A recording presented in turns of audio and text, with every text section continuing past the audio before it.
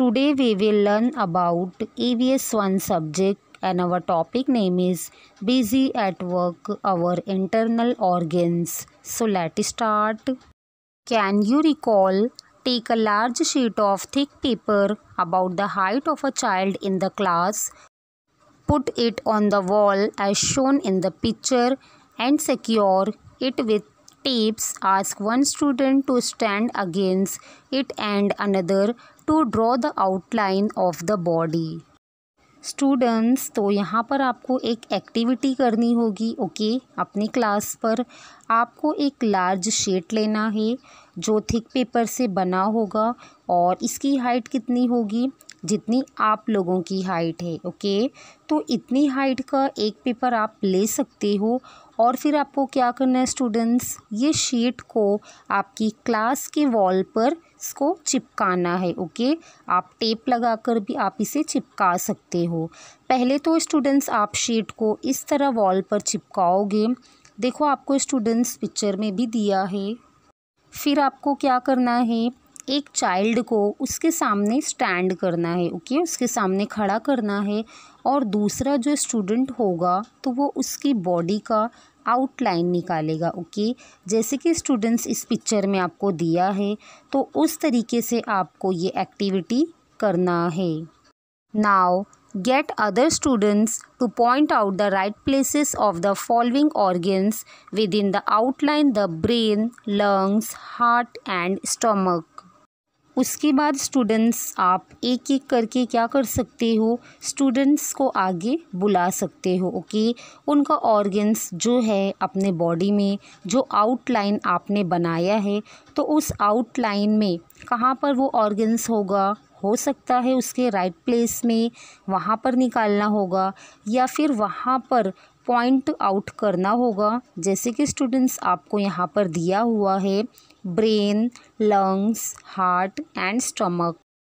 तो ये सारे जो ऑर्गन्स हैं हमारे बॉडी में, तो वो कहाँ पर है, उनके राइट प्लेसेस कौन से हैं, तो उस प्लेस पर आपको क्या करना होगा, उसको पॉइंट आउट करना होगा। Okay, now recall the following details about each of the organs.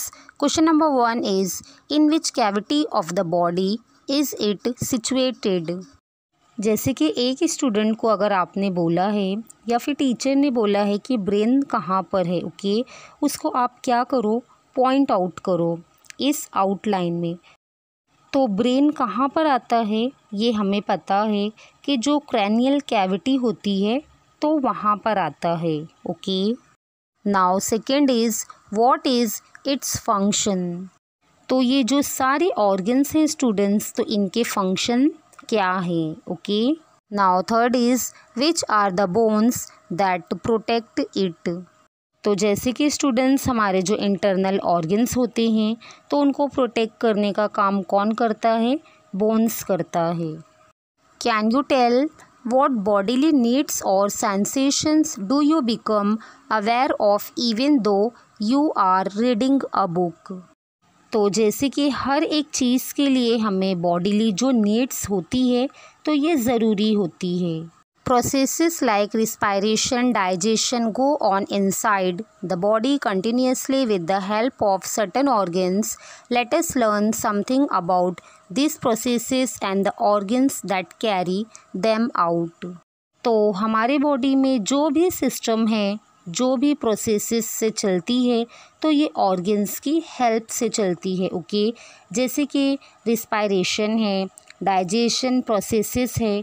तो रिस्पायरेशन क्या है, ये पूरा सिस्टम हमें इस लेसन में स्टडी करनी है, तो इस लेसन में हमें ये सारे प्रोसेसेस देखने हैं। Okay, try this, use a watch to count how many times you breathe in 1 minute when you are sitting comfortably. From this work out approximately how many times you breathe in an hour.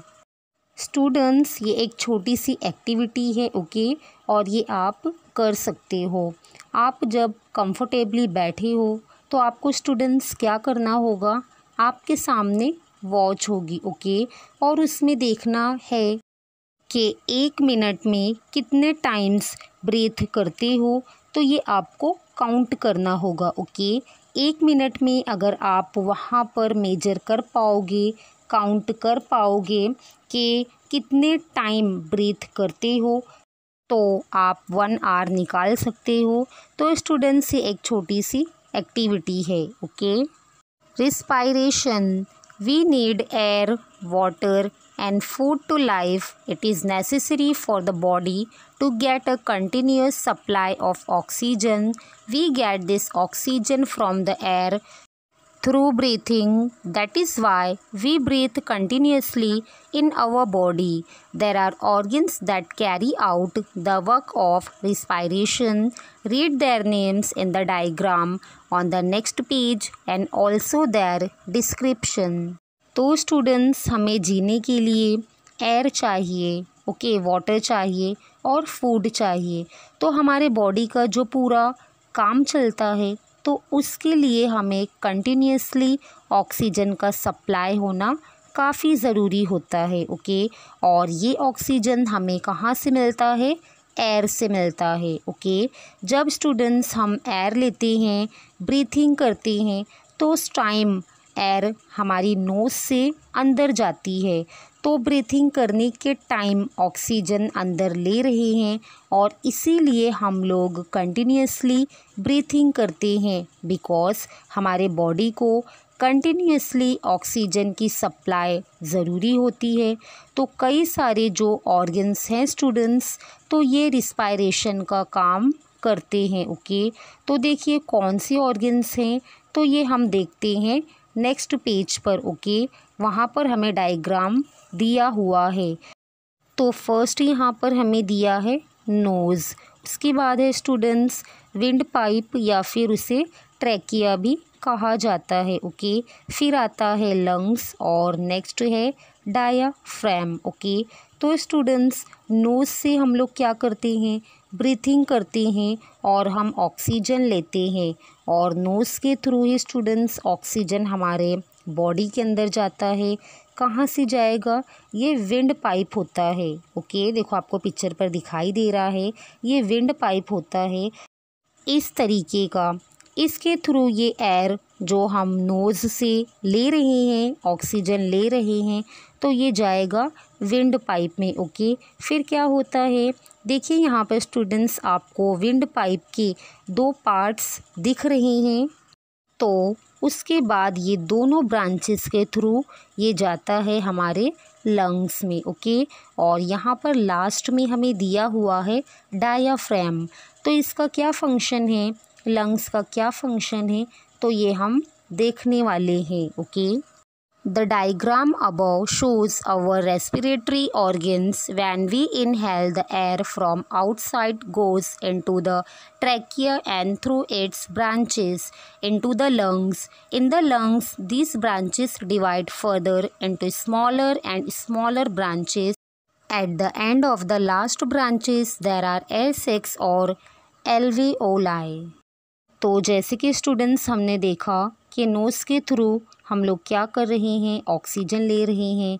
उसके बाद ये wind pipe के through ये lungs में जाती हैं air. तो जिस तरीके से नोज़ से हमारा ऑक्सीजन आ रहा है, देन विंड पाइप के थ्रू और 2 ब्रांचेस हमें दिखाई दे रहे हैं और बाद में स्टूडेंट्स ये ब्रांचेस आपको अंदर के साइड में भी दिखाई देंगे। ओके, लंग्स में, तो लंग्स में ये स्मॉलर ब्रांचेस अगर आप बुक में देखोगे स्टूडेंट्स, तो स्मॉलर ब्रांचेस आपको दिखाई देगी और जो ब्रांचेस हैं तो उसके एंड में जो आपको सेक्स दिखती है, एयर सेक्स दिखती है, तो उसे एल्वियोलाई भी कहा जाता है। Okay, between the thoracic cavity and the abdominal cavity there is an organ like a flexible sheet. It is called the diaphragm. तो यहाँ पर जो आती है तो वो थोरासिक कैविटी, उसके बाद एब्डोमिनल कैविटी जहाँ पर हमारा स्टमक, उसके बीच में आपको ये शीट दिखाई देगा। तो स्टूडेंट्स इसे कहा जाता है diaphragm. Okay, the diaphragm and its movement. When the diaphragm moves downward, we breathe in and the incoming air fills the alveoli in the lungs. When the diaphragm moves upwards, air in the lungs is pushed out. तो students, हम लोग जब breathe ले रहे हैं, सांस ले रहे हैं, तो उस टाइम क्या होता है, ये डायाफ्राम जो होता है तो ये डाउनवर्ड जाता है, ओके। और एयर जो होती है तो ये फिल्स होती है कहाँ पर, एल्वियोलाई में, जहाँ पर लंग्स में जो एल्वियोलाई होती है, ओके। और जब ये डायाफ्राम मूव्स अपवर्ड्स की साइड मूव होती है तो उस टाइम हमारे लंग्स में जो एयर होती है स्टूडेंट्स, तो वो पुश आउट मीन्स बाहर की तरफ। जैसे कि हम लोग सांस छोड़ते हैं, हम लोग स्टूडेंट्स ब्रीथ छोड़ते हैं, तो उस टाइम ये एयर नोज़ से बाहर निकल जाती है, okay students. I hope students के आपको ये लेसन समझ में आया होगा। तो आप हमारे चैनल को सब्सक्राइब करें, लाइक करें और अपने दोस्तों के साथ शेयर करें। Good bye.